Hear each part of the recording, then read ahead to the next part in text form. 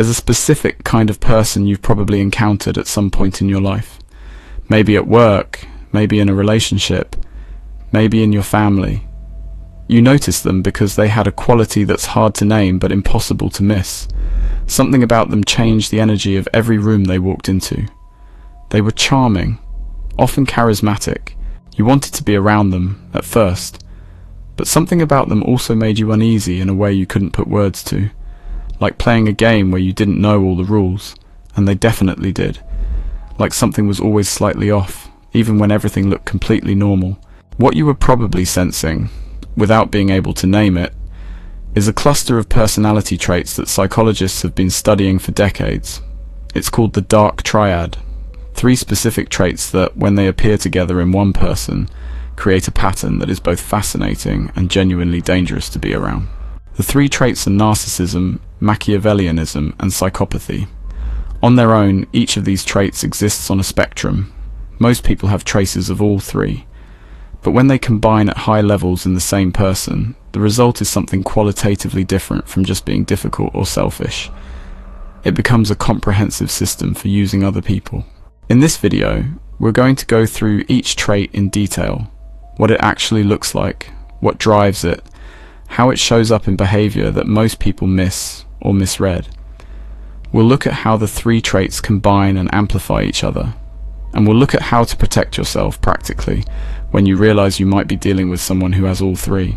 One important thing before we start: understanding the Dark Triad is not about becoming paranoid or treating everyone with suspicion. It's about pattern recognition, so that when you encounter this, you know exactly what you're looking at. 3 traits. Let's take them one at a time. The term Dark Triad was coined in 2002 by psychologists Delroy Paulhurst and Kevin Williams. They weren't trying to describe fictional villains.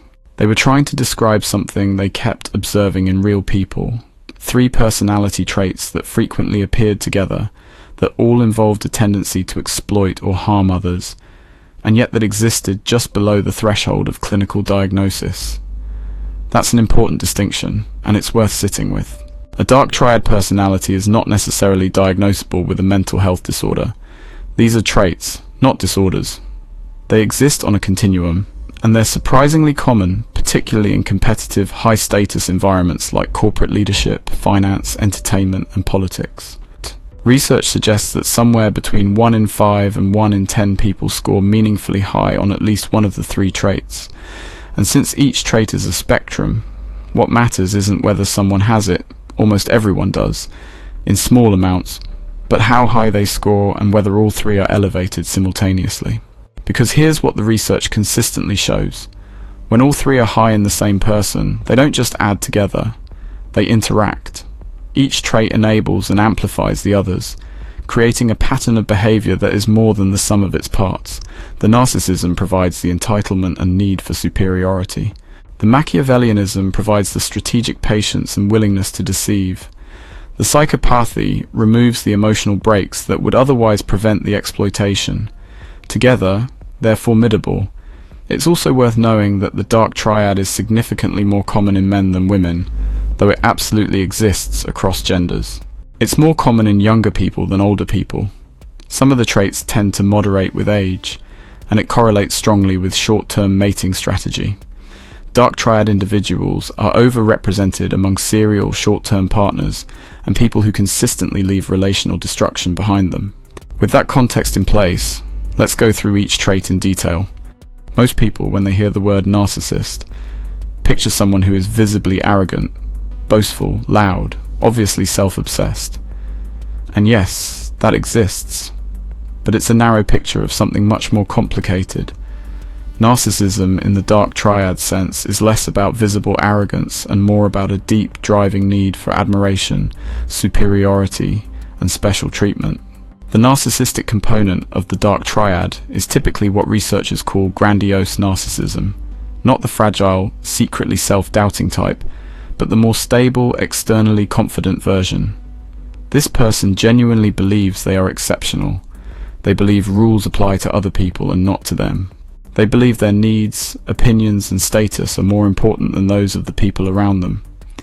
And they act on those beliefs, consistently. What this looks like in daily life is not always obvious, because it doesn't always come with visible arrogance. Sometimes it comes as extreme charm, intense interest in you, right up until you have nothing more to offer them, a talent for making you feel seen and special, because they're excellent at identifying what people want to hear and giving it to them, when it serves their purposes. The key tell, and this is important, is what happens when they don't get the admiration they believe they deserve, or when someone challenges them, or when something doesn't go their way. The response is typically disproportionate. Rage that seems to come from nowhere, contempt, sometimes expressed subtly, sometimes openly, a complete reversal of warmth toward whoever they blame for the perceived slight.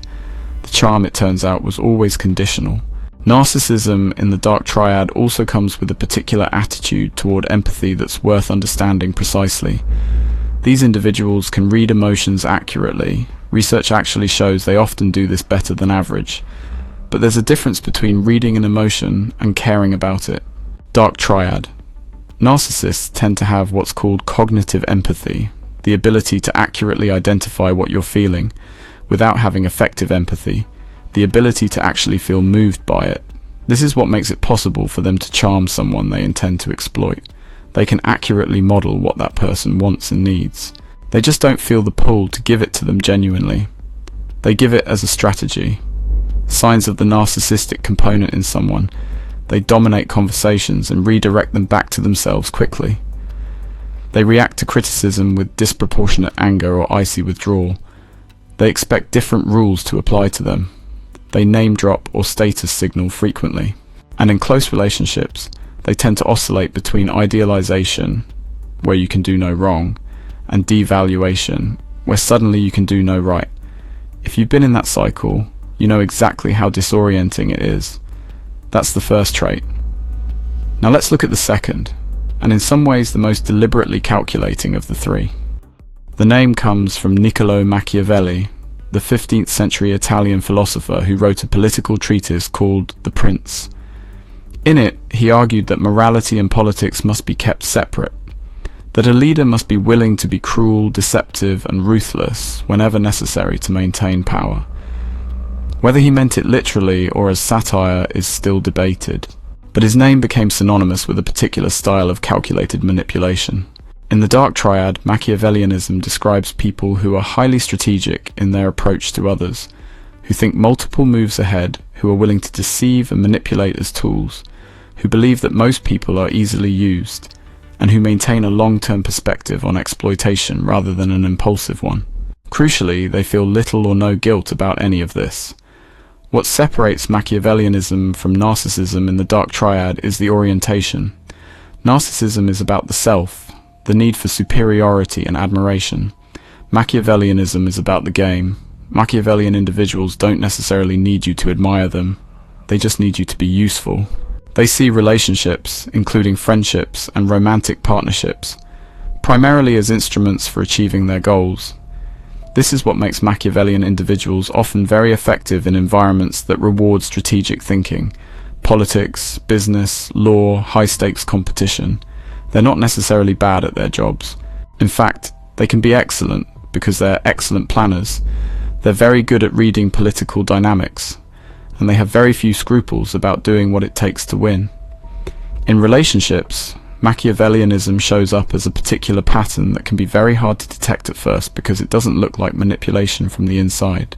It feels like being chosen, being confided in, being let into this person's inner circle, which feels exclusive and flattering. But the confiding is carefully curated. The closeness is an investment, not a gift. They're building access to you, not connection with you. Signs of the Machiavellian component. They take time to understand your vulnerabilities before they're needed. They withhold information strategically. They tell you what's useful for them to tell you, not everything they know. They build alliances carefully. They're patient about conflict. They'll wait for the right moment rather than reacting immediately, which can make them seem unusually calm or reasonable in the short term. And when they do move against someone, it's often carefully timed and usually seems somehow justified by the circumstances, because they've set those circumstances up in advance. One more important note about Machiavellianism. It is the most consciously intentional of the three traits. Narcissism often operates partly from genuine belief in one's own superiority. The narcissist may not fully recognize how they're behaving. Psychopathy involves emotional deficits that aren't chosen, but Machiavellianism is about deliberate choice. The person who scores high on this trait largely knows what they're doing.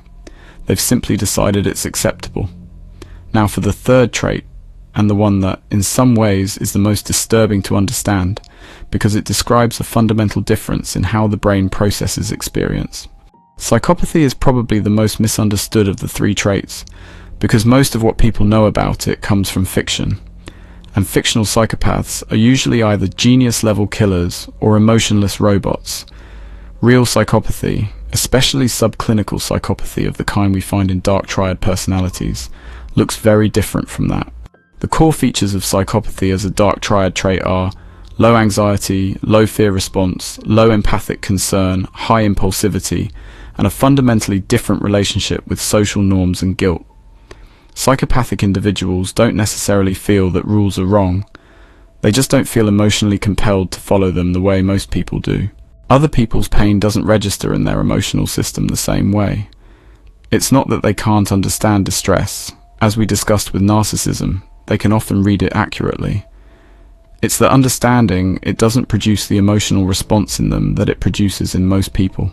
Neurologically, research consistently shows that people high in psychopathic traits show reduced amygdala activity. The amygdala being the brain's primary emotional alarm system, responsible for processing fear and distress both in ourselves and in others. This isn't a choice, it's a neurological difference. The brakes that most people's emotional system provides, the instinctive flinch at cruelty, the physical discomfort of guilt, the visceral response to others' suffering, these are simply quieter in people with significant psychopathic traits. What this produces, behaviorally, is someone who can do things that most people simply couldn't, because most people's own emotional responses would stop them first. Tell significant lies without the physiological stress response that makes most people bad liars. Betray someone's trust without experiencing the guilt that would otherwise make betrayal costly. Hurt someone without the kind of visceral discomfort that makes most people avoid cruelty. Not because they're inhumane monsters, but because their internal alarm is simply set to a much lower volume. The high impulsivity component is also important and often overlooked. Psychopathic individuals in the Dark Triad tend to live much more in the present than most people do. Future consequences feel less real, less motivating. This is partly why they can make decisions that look reckless or short-sighted to everyone else. They're not weighting the future the same way. The reward available now is simply more compelling than the cost available later. Signs of psychopathic traits in daily life. A persistent pattern of breaking promises without seeming genuinely troubled by it. Risk-taking that seems disconnected from consequences. The ability to seem completely calm in situations that would produce significant anxiety in most people, which can read as impressive composure at first. Shallow-range emotional expression. They may show the right emotions in the right context, but there's a flatness to it that's hard to pin down. And a trail of interpersonal wreckage. People who were genuinely important to them, and then suddenly weren't, with no real period of mourning or remorse visible. It's also worth noting that psychopathy correlates with social boldness, a capacity for remaining completely composed under social pressure, in high-stakes situations, when most people would be visibly anxious. This is part of why Dark Triad individuals can seem magnetic and capable in contexts that terrify others. Their nervous system simply isn't registering the same threat. That's not courage. It's a different calibration of risk. Now let's look at the most important part. What happens when all three traits combine in the same person? Here's where it gets most important to understand. Not just what each trait does, but what they do together. Because in combination, they create a very specific profile of behavior that is genuinely difficult to defend against if you don't know what you're looking at. The narcissism drives the initial approach. They want something from you. They want admiration, resources, status, access, pleasure, something. And their conviction of their own superiority means they don't question their right to pursue it. The entitlement removes the hesitation that most people would feel. The Machiavellianism provides the method. They know how to get what they want from you. They've already assessed your vulnerabilities and your values. They know what you respond to, what you need, what you fear. They use this information strategically, giving you exactly what keeps you engaged and compliant while extracting what they came for. The process can unfold over months or years. They're not in a hurry, and the psychopathy removes the cost. They don't feel what most people would feel after using someone this way. The guilt, the empathic pain, the social discomfort. These are the mechanisms that make most people pull back from exploitation before it causes too much damage. In a high Dark Triad individual, those mechanisms are simply much quieter. They can do what they came to do and move on without the weight that would stop most people from going this far in the first place. What this combination produces in terms of daily behavior is someone who often seems extraordinarily compelling at first encounter, confident, socially skilled, interesting, often physically attractive and well-groomed because presentation matters to them. They know how to make you feel special. They know how to hold your attention. And they often seem to have a lot going for them, professionally, socially, because these traits are not incompatible with success. In many environments, they actively drive it. The warning signs tend to come later, after the initial impression has been formed, in patterns rather than single incidents, in the way people around them tend to eventually either leave or be discarded, in the absence of genuinely close relationships that have lasted a long time. In the gap between how compelling the first impression was and how the story actually ends.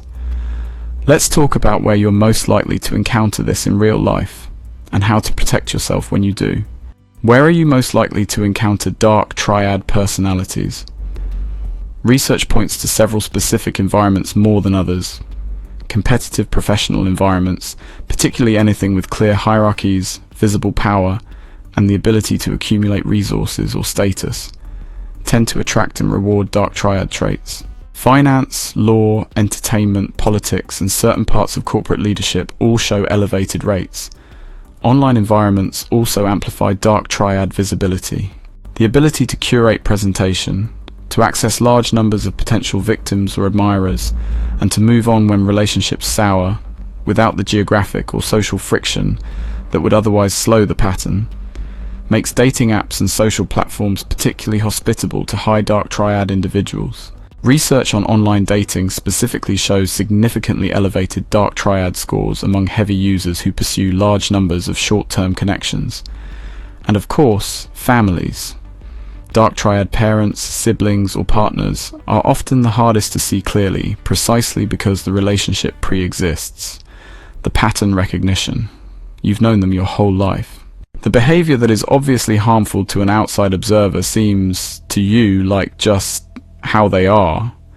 Something you've adjusted around for so long you don't see it as a pattern anymore. This is where understanding the triad as a system, rather than a series of isolated incidents, becomes most important. So how do you protect yourself? Let's be very practical about this, because this is the part of the video that actually matters most.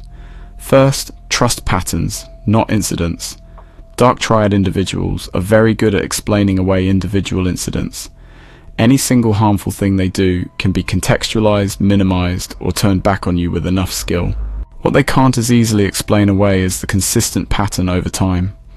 Someone who has betrayed multiple people, left multiple relationships in ruins, or been described the same way by multiple independent people. That pattern matters more than any individual explanation. Look at the trail, not just the current presentation. Second, watch how they treat people who can't do anything for them. Dark Triad individuals typically reserve their charm for people who are useful.